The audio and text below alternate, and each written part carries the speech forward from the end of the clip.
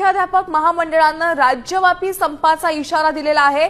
5 डिसेंबरला राज्यातील सर्व शाळा बंद ठेवून सर्व जिल्हाधिकारी कार्यालयावर मोर्चा काढण्यात येणार आहे। राज्यातील प्राथमिक माध्यमिक शाळांमधील शिक्षक आणि शिक्षकेतर कर्मचारी यांच्या विविध प्रलंबित मागण्यांसाठी मोर्चाची हाक देण्यात आली आहे। राज्यातील 2013 पूर्वी नियुक्त झालेल्या सर्व शिक्षकांना टीईटी परीक्षा अनिवार्य करू नये अशी मुख्य मागणी या शिक्षकांची आहे।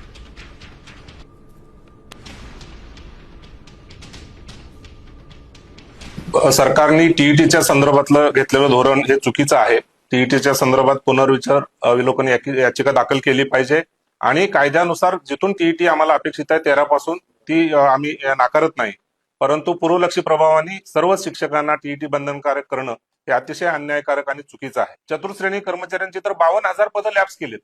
म्हणजे हे काका मामा मावशी म्हणणारा घटकच शाळेत नसेल तर या मुलांना विश्वास देणार तिथं कोण असणार आहे? त्यांच्यासाठी आम्ही अग्रणी भूमिका ठेवली आहे। उलट आमचं म्हणणं आहे प्रत्येक शाळेमध्ये एक महिला सेविका आणि पुरुष सेवक तर कंपल्सरी असलाच पाहिजे।